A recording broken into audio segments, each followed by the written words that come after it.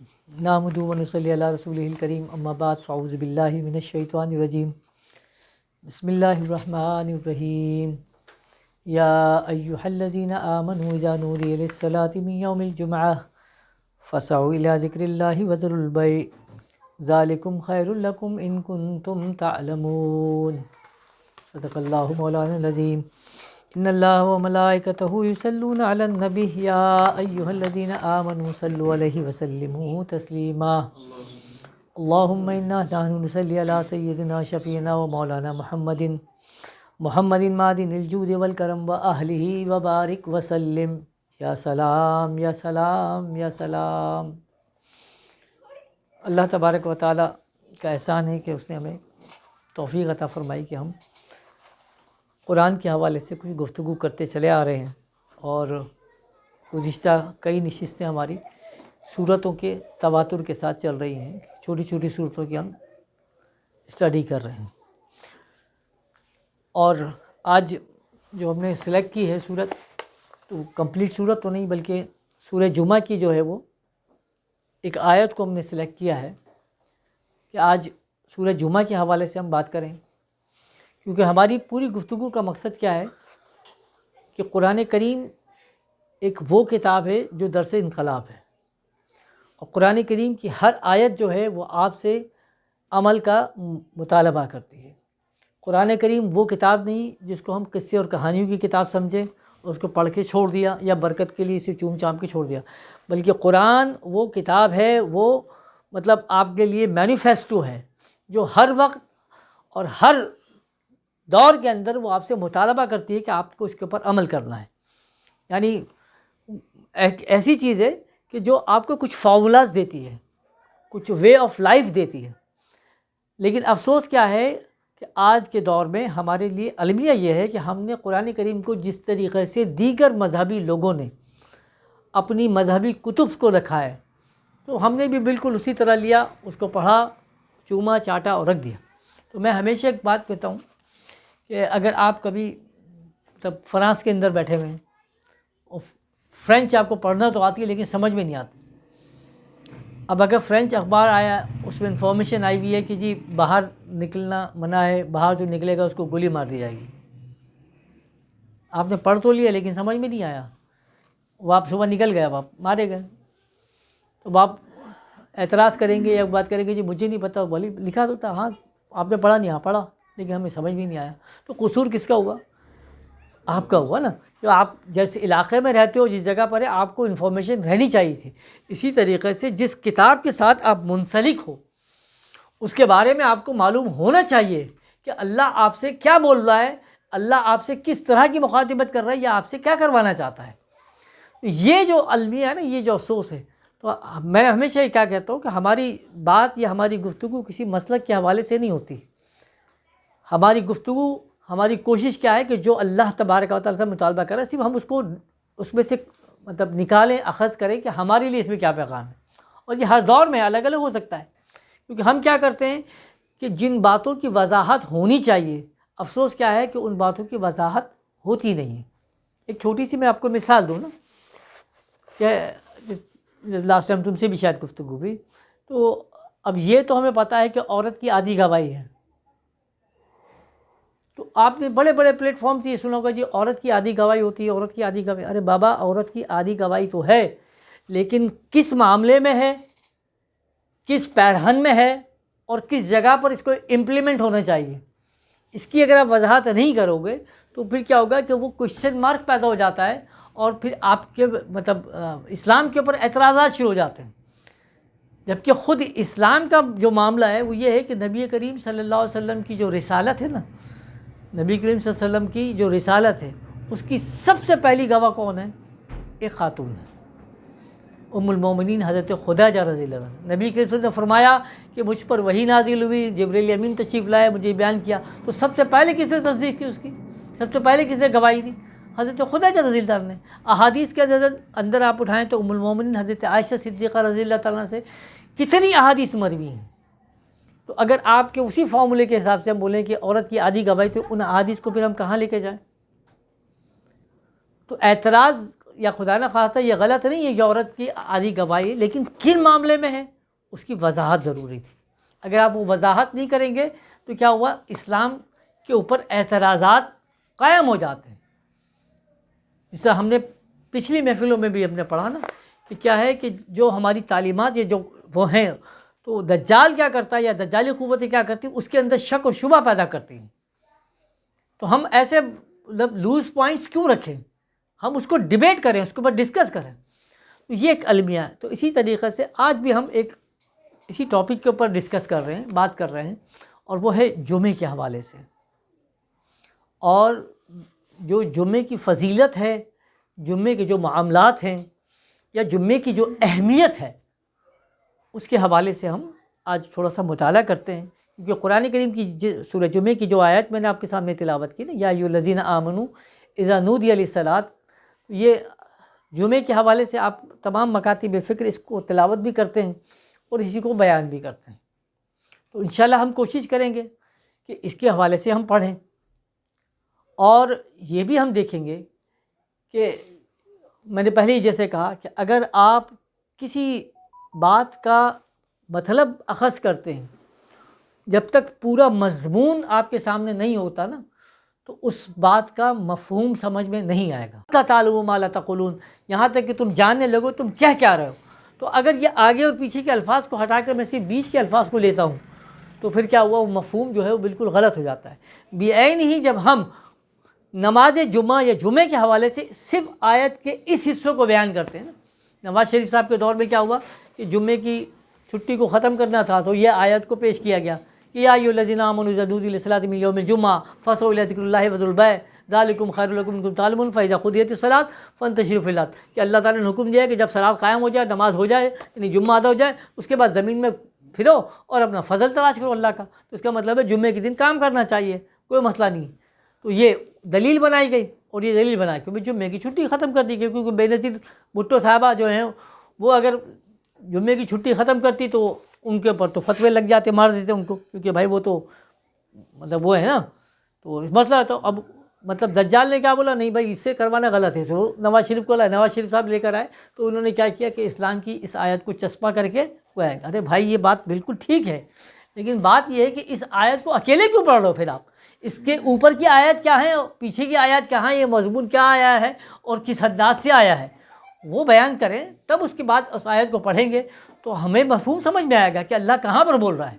تو ہماری چوری کیا ہوتی ہے، یا جب ہم یعنی دین سے اپنا فائدہ اٹھانا چاہتے ہیں تو وہ کیا کرتے ہیں کہ اپنی سلیکٹڈ، جس کو قرآن کریم نے کیا فرمایا کہ تم کیا کرتے ہو کہ افتؤمنون ببعض الکتاب وتکفرون ببعض الکتاب، کہ کتاب کی بعض باتوں پر تو ایمان لے آتے ہو اور بعض باتوں کو چھوڑتے ہو۔ وانتم تتلون الکتاب، یہاں تک کہ تم تو کتاب کی تلاوت کرتے ہو، تمہیں معلوم ہے کہ کتاب میں کیا ہے، لیکن پھر بھی چھوڑ دیتے ہو۔ تو یہ غلط ہے، یہ انداز نہیں ہونا چاہیے تھا۔ بہرحال تو ہم سورہ جمعہ کی بات کر رہے ہیں، تو جمعہ جو ہے وہ جمع ہونے کا دن جس کو کہا گیا، جمع ہونے کے دن جو ہوتا ہے اس کو کہا جمعہ کہا جاتا ہے، جمع اسی سے نکلا ہے۔ لیکن ظاہری بات ہے اسلام کا جو اجتماع ہے اس سے پہلے بھی اجتماع ہوتے رہوں گے، جبھی تو اس کو یوم الجمعہ کہا گیا ہوگا۔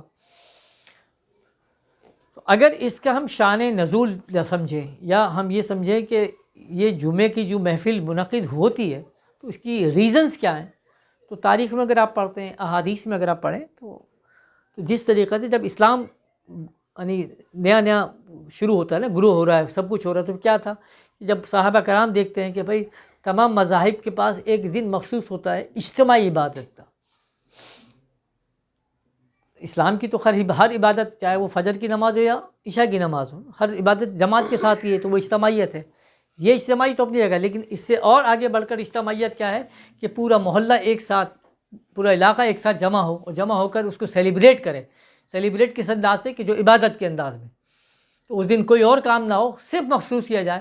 تو اس طریقے سے عیسائیوں کے پاس تھا، تو عیسائیوں نے جو ہے وہ اتوار کا دن چوز کیا ہوا تھا کہ وہ کرتے ہیں نا، اتوار کے دن کر رہے ہیں، وہ یہودیوں نے ہفتے کے دن کا کیا، اسی طرح ہر ایک کا مخصوص ہے۔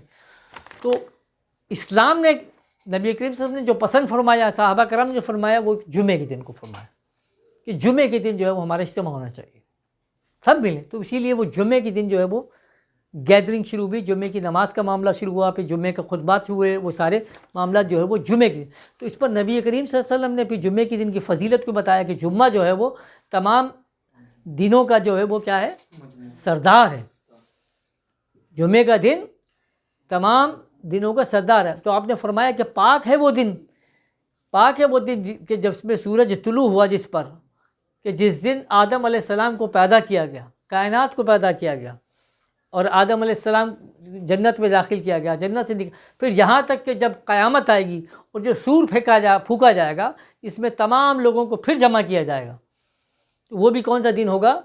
جمعے کا دن ہوگا۔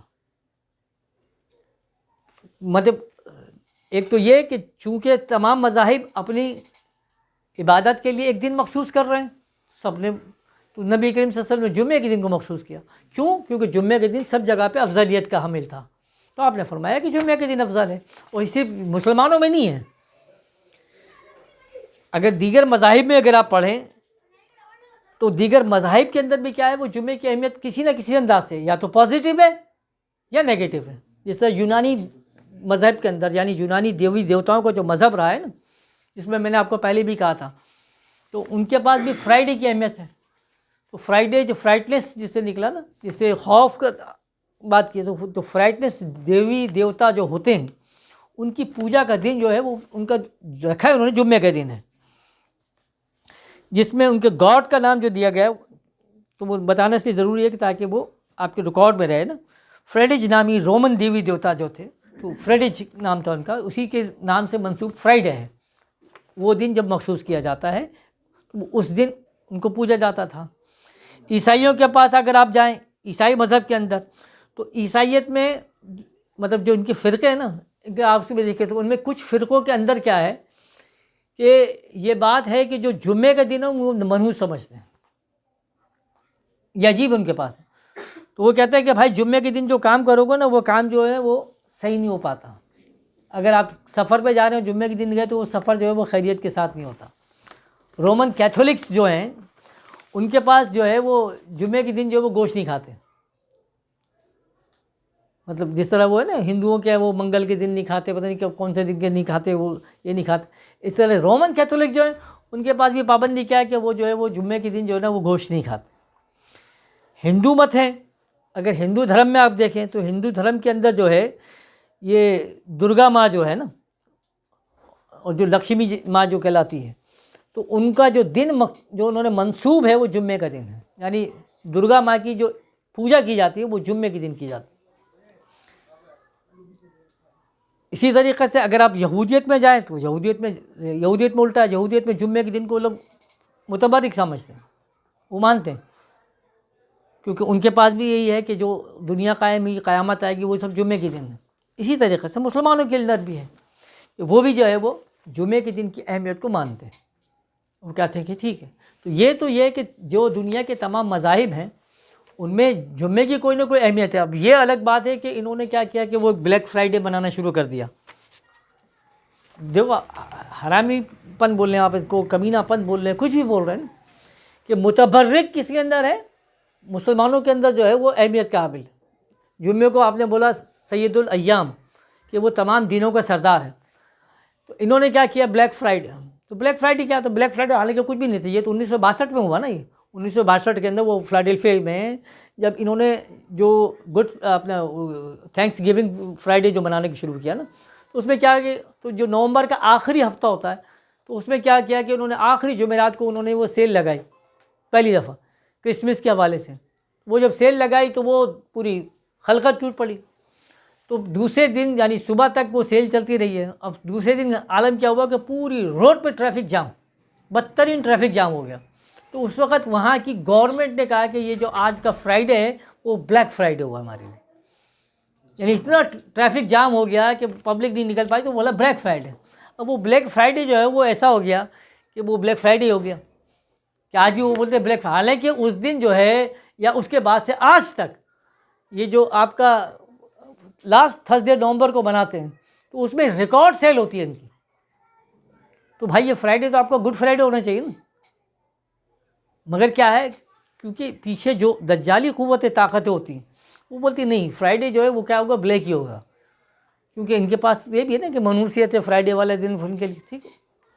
تو یہ ان کے اپنے اعتقادات ہیں. ہمارے اپنے اعتقادات کیا ہیں کہ یہ جمعے کا دن جو ہے وہ ہمارے لیے متبرک ہے، کیونکہ اس دن کائنات کو تخلیق کیا گیا. ایک حدیث میں یہ ہے کہ جب اللہ نے تمام تخلیقات کو مکمل کیا، یعنی پہلے جمادات، نباتات، حیوانات، یہ سب بنتے چلے گئے، تو آخر میں آ کر جو بنتا ہے، جو جمع ہوا، یعنی تمام ان ناری اور نوری طاقتوں کو جس نے جمع کیا، وہ بنتا ہے، پھر وہ بنا حضرت انسان.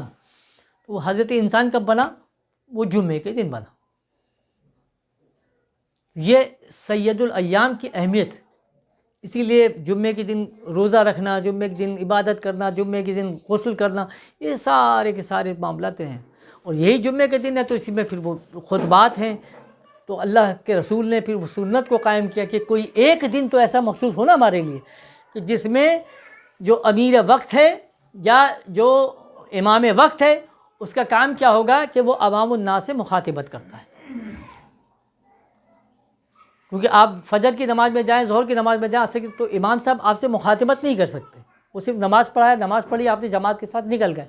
اب امام جو ہوگا وہ آپ سے مخاطبت کس دن کرے گا؟ کوئی ایک دن مخصوص ہونا چاہیے، وہ جمعے کا دن کا مخصوص ہوا.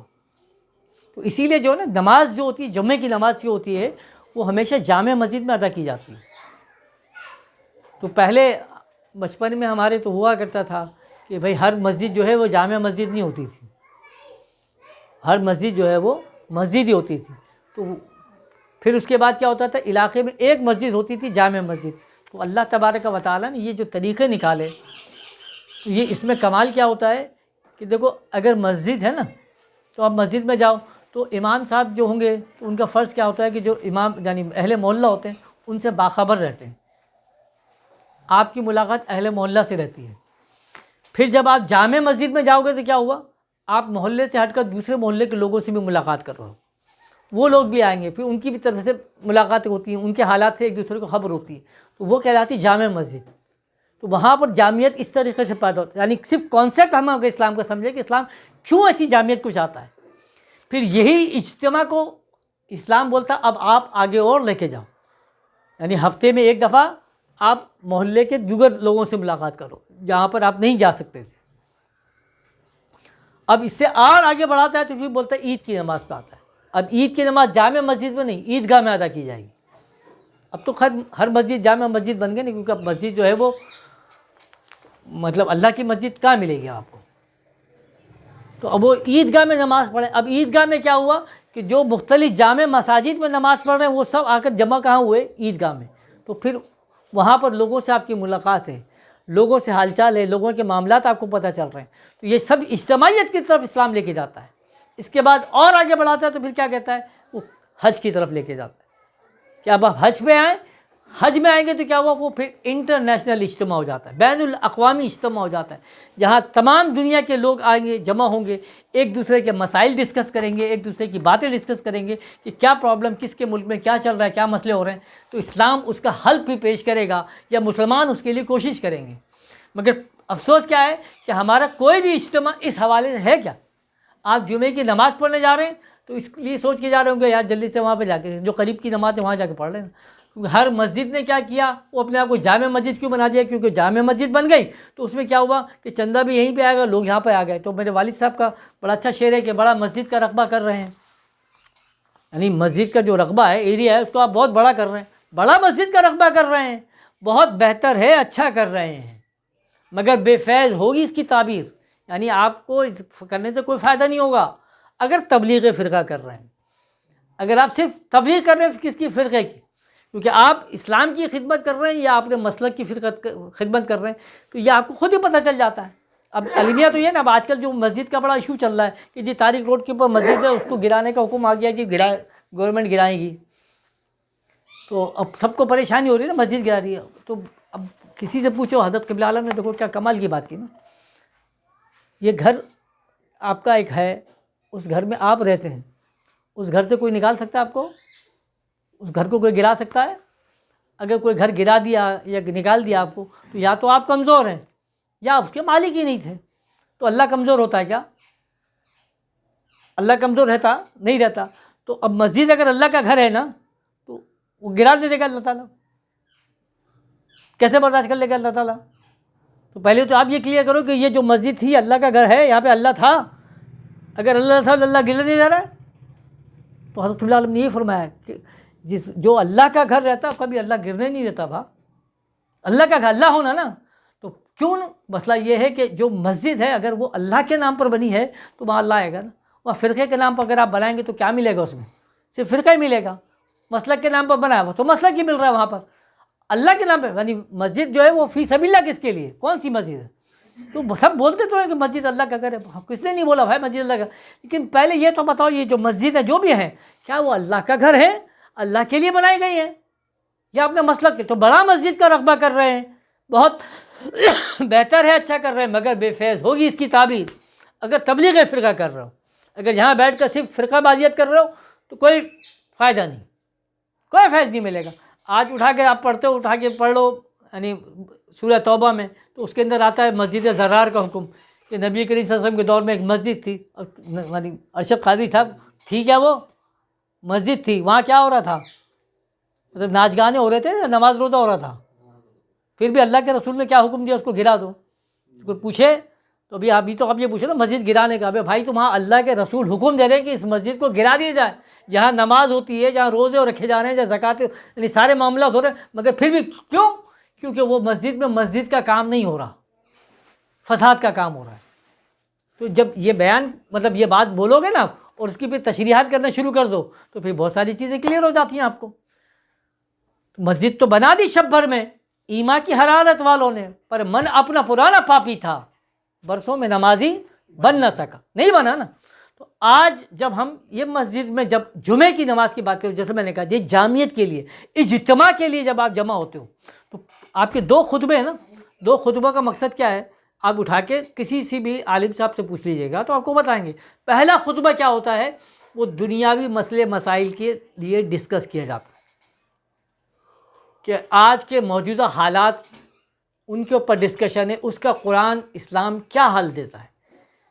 پھر دوسرا خطبہ جو ہوتا ہے وہ شرعی مسئلے مسائل کے حل کے لیے ہوتا ہے کہ شرعی پرابلمس، شرعی مسئلے مسائل ہوں تو اس کا سلوشنز کیا ہے۔ تو نبی کریم صلی اللہ علیہ وسلم عرب میں تھے، عربی بولتے تھے، تو عربی دونوں خطبے ہوتے تھے۔ یہاں پر کیا ہوا کہ یہاں پر بھی ہم عربی تو نہیں ہیں، یہاں پر بھی دونوں خطبے ہونے تو کس میں چاہیے؟ اردو میں ہونے چاہیے، کیونکہ ہمیں سمجھنا ہے نا۔ لیکن اب چونکہ نبی کریم صلی اللہ علیہ وسلم محبت کی وجہ سے علماء نے کیا کیا، ایک خطبہ بولا جائے عربی میں رکھو تاکہ وہ نبی کریم صلی اللہ علیہ وسلم سے تعلق رہے کہ بھائی وہ عربی میں تھے، ٹھیک ہے، بہت اچھی بات ہے۔ لیکن ایک خطبہ جو اردو میں رکھا ہے، موجودہ حالات اور ان کا اسلامی حل کیا ہے، اس کے اوپر ڈسکشن ہے۔ تو کتنی مساجد میں ممبر پہ بیٹھ کر اس حوالے سے ہمارے لیے ڈسکس کیا کہ آج دیکھو آپ کھڑے ہو کے سب بولو گے کہ بینک کی نوکری حرام ہے، سود کی نوکری حرام ہے، لیکن کیا میں پوچھوں کہ بھائی میں ہوں ایک مطلب مزدور پیشہ آدمی ہوں، میری 4 بیٹیاں ہیں، میں ان کے لیے محنت کر کے جوڑنا چاہتا ہوں، اب وہ جوڑ کے پیسے رکھوں کہاں؟ آپ تو بول رہے ہو بینک میں رکھنا حرام ہے نا، ٹھیک ہے، میں نے بینک میں نہیں رکھ رہا تو میں رکھوں کہاں؟ میں گھر پہ رکھوں تو دوسری نہ کے ڈاکو لے کے چلا جائے گا، چوری لے جائے گا، میں جیب میں رکھ کے کہیں لے کے جا رہا ہوں تو میں بولوں گا میرے لیے اس وقت سب سے زیادہ محفوظ جو ہے وہ جگہ کیا ہے؟ وہ یہ ہے کہ میں اٹھا کر بینک میں رکھ دوں، یہی ہے نا سولیوشن۔ یا آپ بول رہے ہیں کہ جی زکوٰۃ کے اوپر اتنا نصاب کے اوپر زکوٰۃ آپ کے اوپر فرض ہو گئی، اتنا سونا ہو، تو مجھے صرف اتنا بتاؤ کہ ایک عورت بیوہ ہو گئی، اس کے پاس جو ہے سونا جمع تھا جو اس کو جہیز میں ملا تھا، جب تک میاں حیات تھا زکوٰۃ دے رہی تھی، اب وہ مر گیا، اس کا بیوہ ہو گئی نا، اب اس کی بیچاری بیٹیاں، اب اس نے یہ نیت کر کے رکھ دی کہ بھائی آگے ان کی شادی ہوگی تو اسی میں سے دوں گی، اب وہ کہاں سے دے اس پہ زکوٰۃ؟ وہ تو خود صاحب زکوٰۃ ہے، اس پر زکوٰۃ ضروری ہو گئی کہ اس کو زکوٰۃ ملا جائے۔ اب آپ بولو نہیں اٹھا کے اس کو بیچو، اس پر زکوٰۃ بھی دینا ہے، صحیح ہے، سلوشن کیا ہے؟ What is the solution? آپ مجھے جمعے کے خطبے میں کھڑے ہو رہے ہیں تو آپ مجھے بتائیں تو صحیح کہ اس کے مسائل کیا ہیں، تو اس کا حل کیا ہے۔ صرف ہم اگر خطبات میں جو ہے اپنی تاریخ کے اوراق کو پڑھتے رہیں یا اولیاء اللہ کے واقعات کو سناتے رہیں تو واہ واہ سبحان اللہ ماشاء اللہ ہو گیا، خلاص کہ بھائی صحابہ کرام کے یہ واقعات، اولیاء اللہ کے یہ واقعات، واہ واہ سبحان اللہ ماشاء اللہ بالکل. لیکن آج کیا, ابھی سب مہنگائی کا معاملہ آ گیا نا, آج آپ کے سامنے پوری پرابلم آ رہی ہے کہ جی اکنامیکل پرابلم, پولیٹیکل پرابلم, سیاسی پرابلمز آ گئی کہ سارے کرپٹ ترین لوگ بیٹھے ہوئے ہیں, کچھ نہیں کر سکتے, فلاں ہو گیا, ساری چیزیں آ رہی ہیں. آج کے دور میں میرے پاس کا سلوشن کیا ہے؟ اسلام کیا بتاتے کہ اب ہمیں کرنا کیا ہے, کیا کرنا پڑے گا اس کو؟ تو یہ ممبر سے آواز آنی چاہیے تھی. یعنی یہ بہترین درسگاہ ہے, بہترین وہ آپ کے پاس اسٹیج ہے جہاں پر آپ اپنی عوام کو جگا سکتے ہیں. جیسا میں ابھی بات کر رہا ہوں تو یہ 4-5 لوگ سن رہے ہیں نا, لیکن آپ جب جمعے کی نماز خطبے میں بیٹھے ہوئے ہیں تو آپ کو سننے کے لیے 400 آدمی بیٹھا ہوا ہے, وہ 400 آدمی سن رہا ہے, آپ 400 آدمی تک اپنا پروگرام پہنچا رہے ہیں. اسی لیے آپ دیکھو کہ جو اسلام کے ابھی سعودیہ وغیرہ میں کیا کیا انہوں نے, وہ کیا کیا کہ خطبہ جو بھی ہوگا وہ سرکار کی طرف سے لکھا ہوا آتا ہے, وہی آپ کو سنانا ہوتا ہے. تو کیا مطلب ہوتا ہے؟ بہت اچھا طریقہ ہے یہ. لیکن صرف پرابلم کیا ہے کہ چونکہ وہ مطلب اس حوالے سے نہیں بولنا جو بولنا چاہیے. اس کی وجہ کیا ہوتی ہے کہ جب آپ نے سب کو دیا تو کیا ہوا کہ پورا ملک کے اندر سب کی ایک ہی سوچ پیدا ہو رہی ہوگی, سب کو ایک ہی سوچ دی جا رہی ہے کہ اس ہفتے کا یہ ٹاپک ہے اور آپ نے اس حوالے سے ڈسکس کرنا ہے. تو آپ سوچا کہ فرض کرو گے, اب ہم نے سوچا کہ جی پاکستان میں سودی نظام کو کس طرح ختم کیا جائے. اب گورنمنٹ کی طرف سے یہ آرڈر آ گیا کہ تمام مکاتب فکر کے جو بھی علماء ہیں وہ اس جمعے جو اس پر ڈسکس کریں گے. تو آپ بھلے کسی بھی مسلک کی مسجد میں نماز پڑھ لوں گے, وہاں سے نکل رہے ہیں, لیکن آپ کے ذہن کیا لے کے آ رہا ہے, کیا تعلیم لے کر آ رہا ہوگا کہ یار سود کے اوپر ڈسکس کرنی ہے, سود کے حوالے سے بات کرنی ہے. آپ باہر نکل رہو گے, آپس میں ڈسکس کرو گے تو کس پہ ڈسکس کرو گے؟ اس پہ بات کرو. لیکن افسوس کیا ہے, اب میں نکلا دیوبندی مسجد کے امام صاحب کے خطبہ سن کر نکل رہا ہوں, تو وہاں پہ انہوں نے جو ہے وہ صحابہ کرام کے کچھ واقعات بتانے ہیں. اہل حدیث کی مکتب سے نکل رہا ہوں تو وہ توحید کے حوالے سے بتا رہا ہے, بولا باقی سب شرک اور بدعت ہیں. بریلوی مکتب سے نکل رہا ہوں گا تو وہ غوث پاک یا خواجہ غریب نواز رحمۃ اللہ کے واقعے سن کے آ رہا ہوں گا. اب سب آ کر مل گئے تو کس کی سوچ کہاں ہے؟ جب میں اس سے پوچھوں کہ یار مجھے بتاؤ, آج میرا مسئلہ ہے کہ برابر میں بھوکا مر گیا, اس کے لیے کیا کرنا ہے, اسلام کیا بولتا ہے؟ وہ آپ بولیں گے نہیں یہ ہمارے کام نہیں, یہ تو سیاسی مسئلہ ہے. ارے اسلام تو بیسک ہے نا, سیاست ہی وہی ہے. سیاست تو آپ کی سوچ ختم ہو گئی, ڈسٹرب کر دیا نا. لیکن ایک یونیفارمیشن اگر ہوتی تو کیا ہوتا کہ پورے ملک میں سب کی ایک ہی سوچ پیدا ہوگی, ہر آدمی اسی انداز سے سوچے گا کہ ہاں ہمیں یہ سوچنا چاہیے. تو آپ کیوں نہیں سوچ پا رہے؟ اس لیے کہ سب کی سوچیں منتشر ہیں. سالے ایک دن تو ملتا ہے پوری قوم کو جمع ہو کر سوچنے کا, جمعہ کا دن ضائع کر دیا آپ نے, برباد کر دیا, سوائے اس کے کہ آپ متفرق یعنی لوگوں کو جو ہے فرقہ وارانہ مسائل کے اندر پھنسا دیا. یعنی بریلوی مسجد میں چلے گا تو وہ بولے گا نیاز کرنا حلال ہے, دیوبندی میں جاگو تو بولے گا نیاز کرنا حرام ہے. تو اسلام کو صرف وہ حلال اور حرام تک ہی رکھا انہوں نے آج تک, یعنی 1400 سال گزر گیا, ابھی تک سمجھ میں نہیں آیا کہ حلال کیا ہے اور حرام کیا ہے. تو وہ جو ہے مطلب دوسرے والے جو ہے وہ اللہ کی دی ہوئی حلال چیزوں کو حرام قرار دینا چاہتے ہیں, وہ بولتے ہیں نہیں بھائی وہ حرام نہیں ہے, وہ حلال ہی ہے, بس اسی میں گزر. ارے آگے تو بتاؤ کہ یہ میرے ساتھ پرابلم ہو رہا ہے, آج تمہاری بیٹیوں کا بہنوں کا جو ہے وہ شادی نہیں ہو رہی ہے, کیا مسائل آ رہے ہیں جی؟ ہے اسلام کیا سلوشن دے رہا ہے؟ لڑکے کی عمر 35 سال ہو جاتی, شادی نہیں ہو رہی, اسلام کیا سلوشن دے رہا ہے؟ بتاؤ نا. معاشرے میں جو کرپشن پھیل رہی ہے تو کرپشن کی وجہ کیا ہے اس کی؟ اس لیے کہ آپ پرابلم جو میں نے پہلے بھی کہا کہ آج سود کے خلاف بولنے والے, کوئی مدرسہ مجھے دکھائیے جو سود نہیں کھا رہا ہوگا. سب کی تنخواہ وظیفہ معاملات کہاں سے آ رہے ہیں؟ بینک سے ہی آ رہے ہیں. لیکن کیا ہوئے بولے کہ جی الحمدللہ ہم جو ہے نا سود نہیں لیتے. ہم نے بولا بھائی پروفٹ اینڈ لاس والا لینا ہے, یا ہم نے وہ سود سے پاک والی بینکاری کر لی ہے.